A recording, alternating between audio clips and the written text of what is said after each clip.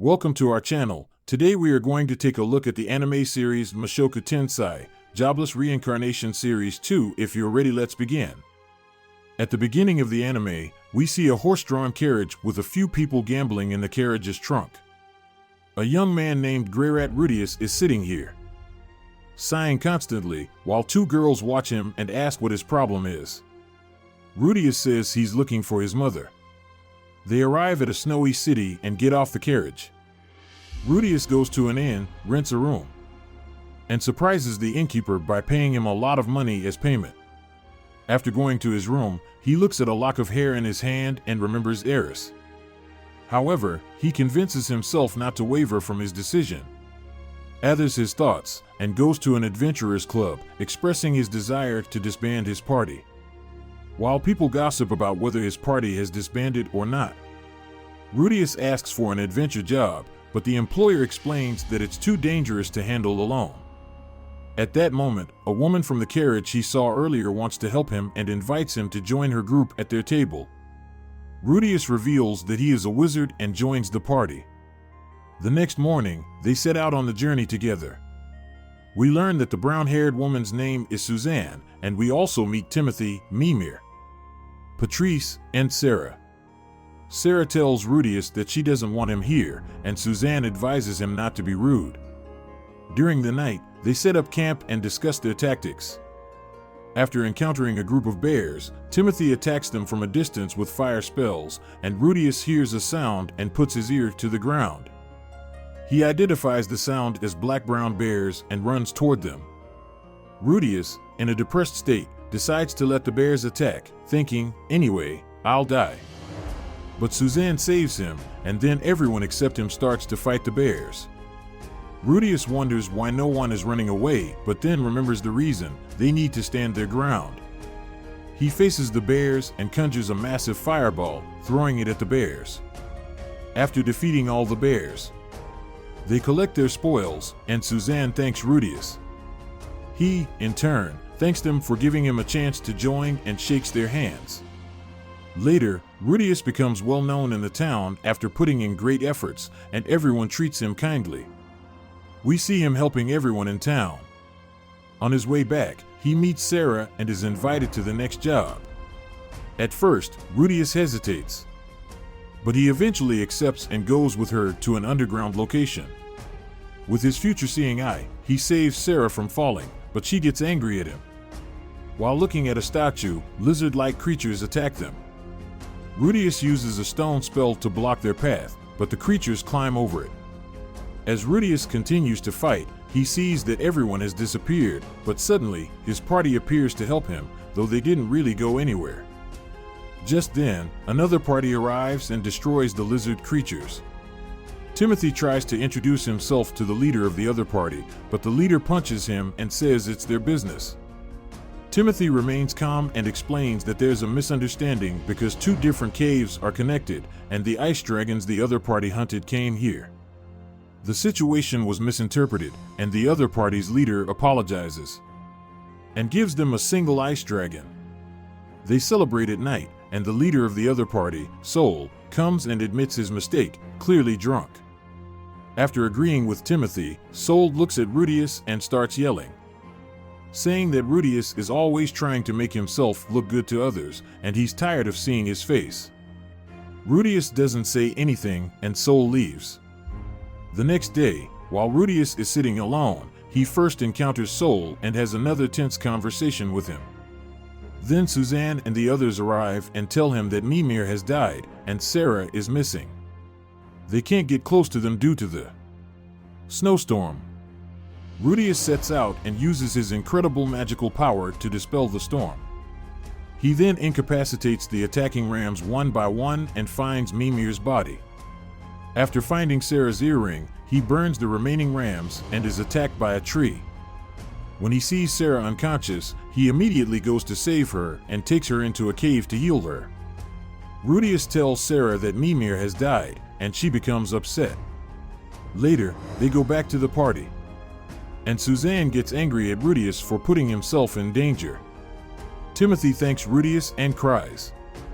As time passes, Rudeus and the others celebrate after completing another job. Sarah feels closer to him, and they have a conversation. Sarah suggests going shopping together the next day, and Rudius accepts the offer but realizes that it might be a date proposal. The next day, they explore the city and shop together. When they return to the inn and have a conversation, Sarah expresses that she wants to feel safe with him and rests her head on his shoulder.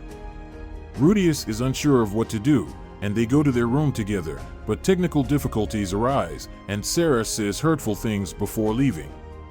Rudius feels deeply hurt and starts drinking, losing his usual politeness. Sol shows up and provokes Rudius again, and Rudius starts throwing punches. Later, his emotions overwhelm him, and he starts crying, and Sol apologizes and offers him a drink. Rudius shares stories about his past relationships while crying, and Sol takes him to a nice place. There, he meets a red-haired woman, and they start drinking and attempt to have a romantic moment, but it doesn't work out. They share the situation with Sol, who offers them more drinks. When they return home in the morning, Sol talks to Rudius about tactics. Rudius deceives himself, saying he doesn't really want Sarah and that he's been acting childish. Unbeknownst to him, Sarah sees and hears them. She comes over, slaps Rudius, and throws the sword she was going to give him on the ground before leaving.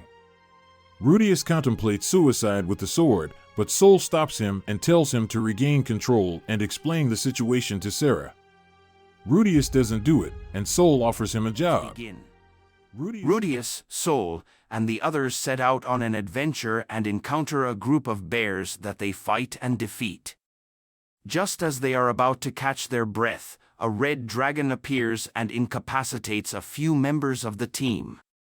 Rudius sends a mist curtain for the others to escape, then manages to fend off the dragon's attack and quickly kill the dragon using rock magic.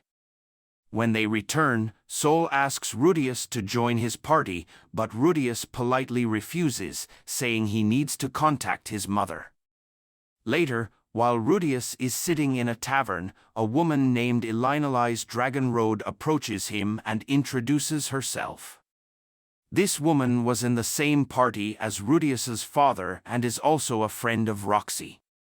Elinalize approaches Rudius and notices his necklace, showing him that she also has the same one.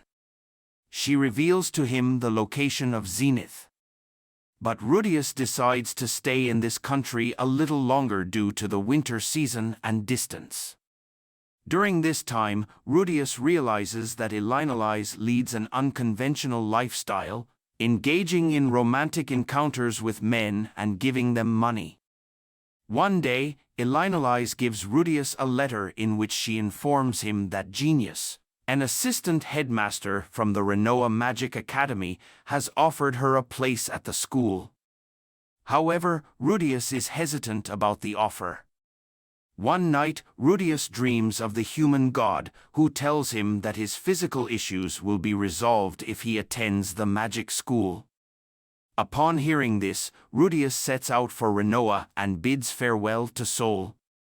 Before leaving, Rudius arrives with Elinalize Renoa and they meet Genius. After a tour of the school by Genius, Rudius learns that he will have to undergo several tests.